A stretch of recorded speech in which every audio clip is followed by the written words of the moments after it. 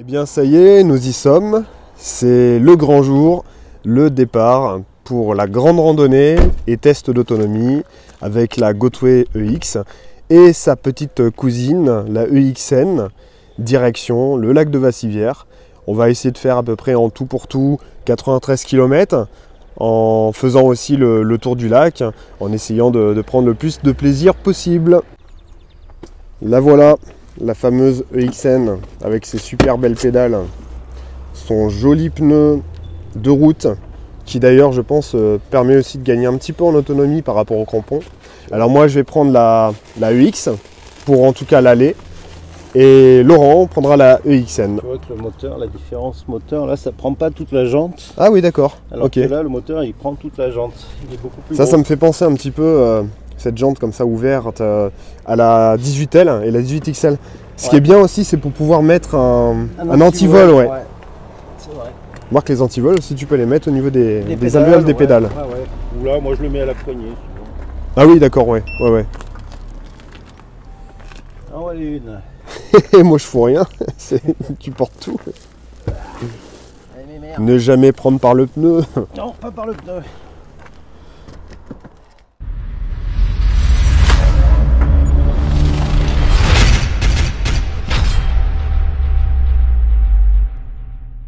Alors là il doit faire à peu près 10 degrés. On a un vent de face et un Laurent qui fait un go fast. Ah oui, il va falloir que je le récupère là. On avait dit qu'on ferait 30-35 km/h pour essayer d'économiser la batterie. Bon, ben on va voir comme ça.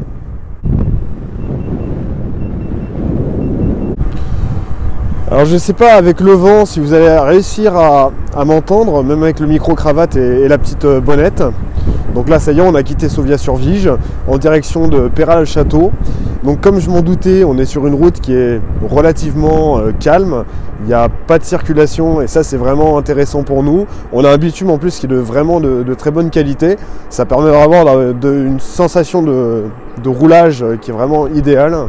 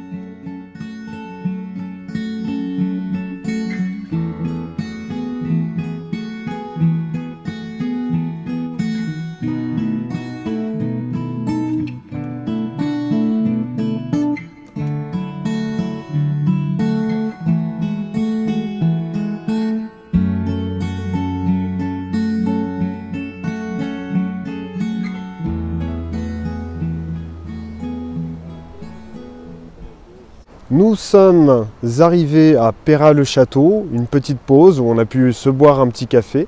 On a fait 25 km depuis notre départ de Sauviat-sur-Vige.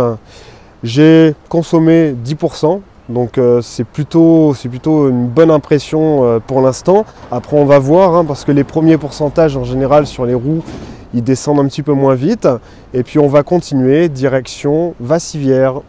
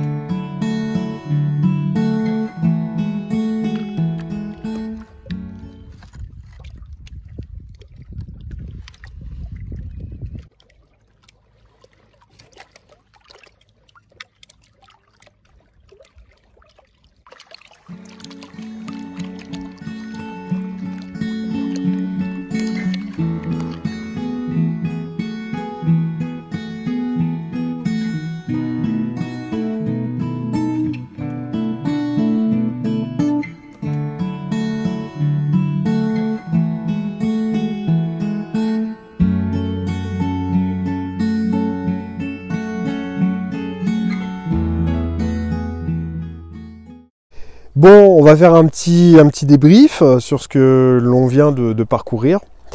On a fait 45 km. On s'est arrêté dans un bon petit restaurant que je vous conseille d'ailleurs, qui s'appelle le Bistrot du Lac. On a vraiment très bien mangé. Peut-être un peu trop mangé. J'ai l'estomac éclaté, on a mangé comme des cochons. Et donc 45 km, il reste 75% de batterie. Tout en sachant que j'ai mis quand même une petite charge à peu près d'une demi-heure. Donc on va dire qu'on enlève 5%.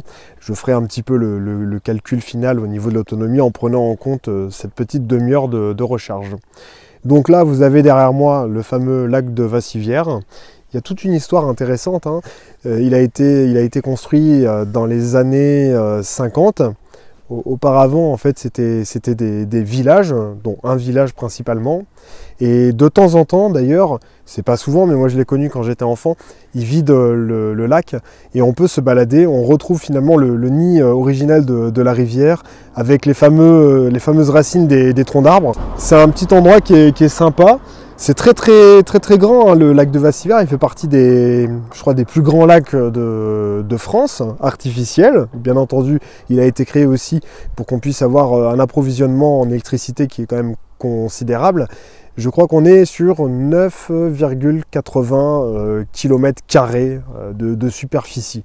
Donc c'est quand même pas rien. Ce lac, il y a plusieurs petites îles, enfin on va dire des collines à l'époque du village qui ont été donc du coup isolées. On a la fameuse île aux serpents et puis aussi l'île principale où il y a beaucoup d'œuvres d'art contemporaines, différentes créations qui sont sympas avec un petit phare qui permet de dominer. C'est un endroit qui est d'ailleurs particulier puisque on va avoir un climat qui va être un petit peu différent du climat qu'on peut trouver en Creuse ou en Haute-Vienne du fait de la proximité avec l'eau. On a une grande densité aquatique, ce qui permet finalement d'influer un petit peu sur le climat. Donc on va avoir un climat qui sera un petit peu plus tempéré que ce qu'on pourrait avoir dans les régions classiques. Le lac de Vassivière, quand on fait le tour, c'est à peu près 23 km. Et ça touche plusieurs départements. Donc on a la Haute-Vienne bien sûr, la Creuse et pas très loin aussi on a la Corrèze. Concernant les roues, alors finalement je suis resté sur la UX et puis Laurent sur la UXN. Ça va être le cas aussi pour le retour. J'aurai sans doute l'occasion de refaire une review de la UXN. Là je me concentre principalement sur la UX pour vraiment avoir un début et une fin sur le trajet avec une précision relative à l'autonomie et aux kilomètres que j'ai parcourir.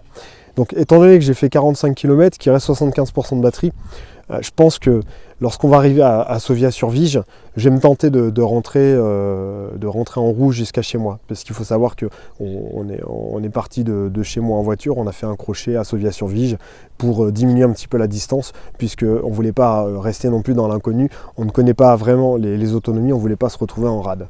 Donc je pense que 75% restant, donc du coup pour le retour, pour aller jusqu'à Sauviat, 45 km, donc on aura fait 90 km, donc logiquement peut-être qu'il me restera, je sais pas, 30-40% de batterie, je verrai peut-être suffisamment pour faire les 15 km qui restent pour aller chez moi.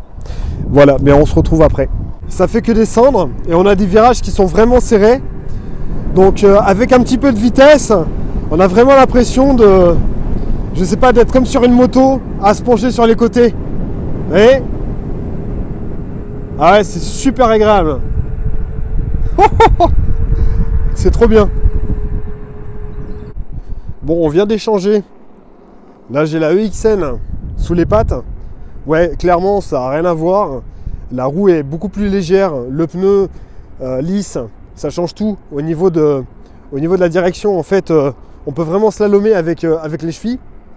Et au niveau accélération, ça envoie pas mal, hein, vraiment. C'est vraiment réactif, ça réagit tout de suite. C'est pas du tout la même sensation. J'ai l'impression en fait sur la UXN d'être sur une moto de course, vous voyez. Et lorsque je suis sur la UX, plus l'impression d'être sur une moto d'enduro. C'est-à-dire que la moto d'enduro va avoir de la puissance, mais ça va gratter, ça va avoir vraiment trop d'adhérence sur la route. Et voilà, c'est un peu balourd, alors qu'effectivement la EXN, il y a vraiment un côté aérodynamique, roue de course, vraiment une roue de performance de vitesse.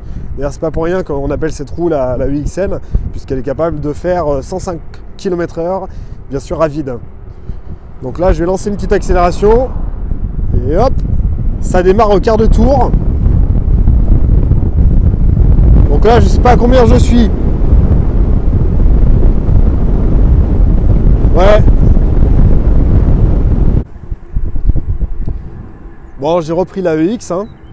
Je voulais pas non plus cramer toute l'autonomie. En fait, non, c'est pas vrai. Je voulais pas que Laurent crame toute l'autonomie de la EX avec son poids. Bon, bah ça y est, arrivé au point de départ. Alors, comment tu l'as senti le trajet? Bah écoute, plutôt sympa quoi. Et combien il te reste toi de batterie? Je vais te dire. Alors pour moi, il me reste 49%, donc 80 km. On a fait à peu près 28 km/h de vitesse moyenne, sachant qu'il y a eu ici des arrêts, donc ça compte pas forcément. Alors fais voir toi.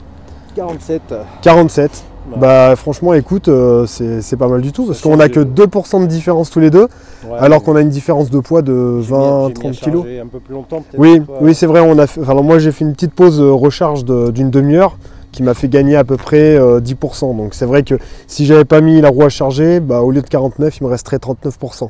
Mais ce qui me laisse largement de quoi rentrer chez moi. Après, ouais, les watts Ouais, maxi 5000 watts. ouais, 5000 watts, ouais. Non, mais c'est très correct. Hein. Ah tiens, la consommation, 25 Wh. Ouais.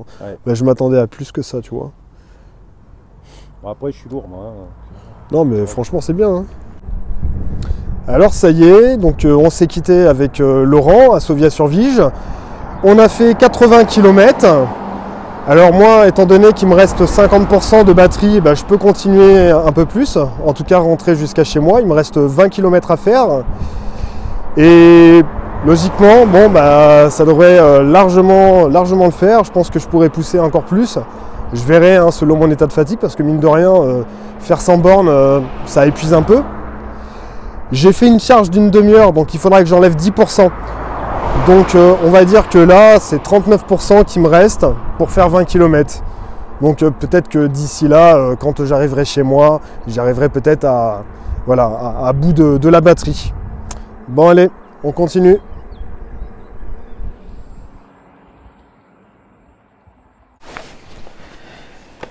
Bon eh bien, nous sommes le lendemain de cette fameuse balade autour du lac de Vassivière. Alors pourquoi le lendemain? Eh bien, j'ai décidé hier d'arrêter mon trajet à 100 km, donc je suis arrivé chez moi. J'avais un petit peu mal aux jambes et notamment aussi aux malléoles.